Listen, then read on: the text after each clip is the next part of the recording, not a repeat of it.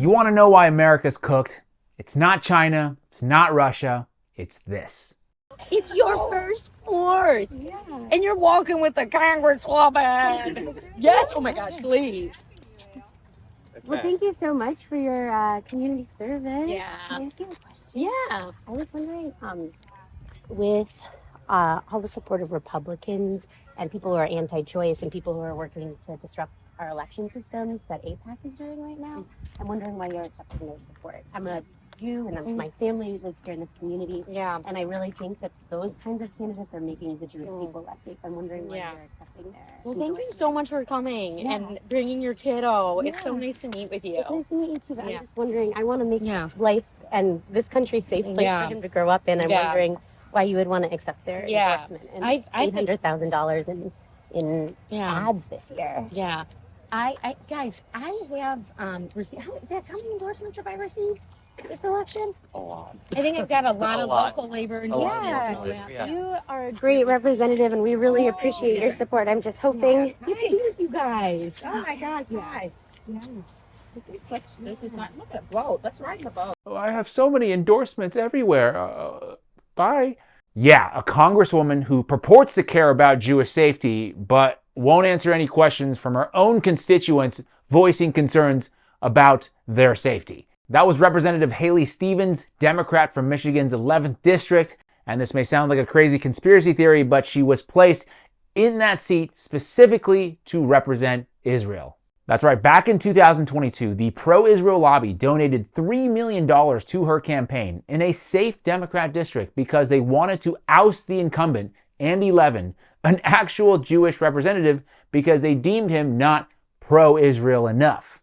Quote, AIPAC has targeted Levin for defeat because while he comes from a well-known Jewish political family and has voiced support for Israel's existence, he has also been sharply critical of that nation's policy towards Palestinians living in Israeli-controlled territories.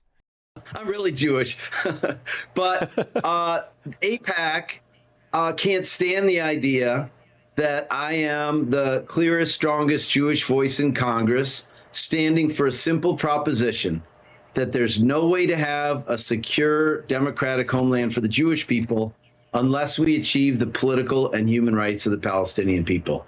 That is all it takes, folks. The mildest form of criticism, and you're out. To serve in the United States Congress, you must pledge 100% allegiance to Israel. Hence why Haley Stevens, who supposedly cares a lot about Jewish lives, can act with such disdain towards her own Jewish constituents. Once again, to put it bluntly, she is not there to serve the people of Michigan. She's there to serve Israel. And if AIPAC and the rest of the pro-Israel lobbying apparatus even catches wind of a slight waver in your support of Israel, you better watch out.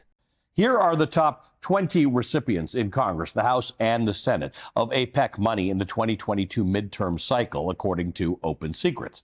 They're members of both parties. They come from every corner of the country with varying levels of experience in Congress. The Democrat Glenn Ivey of Maryland tops the list. He beat out fellow Democrat Donna Edwards in Maryland's House primary after AIPAC poured millions into pro-Ivey advertisements and mailers.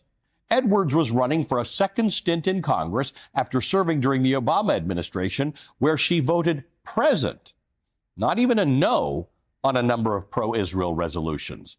So the money poured in against her. And next on the list is Thomas Massie of Kentucky, to punish him for exposing that every Republican member of Congress has a, quote, AIPAC handler. The last thing I'll say, because I want to leave it on a positive note, a note of action, is to say that for people who maybe don't care to pay attention to politics because it's so depressing, it's a cesspool, I have a tip, a heuristic, and that is the easiest way to decide who to vote for is whichever candidate has raised the least amount of money, because that means they are more beholden to the people who vote for them and not for the people who fund them. My name is James Lee. This is the 5149 Show. Thank you so much for watching. Please subscribe for more.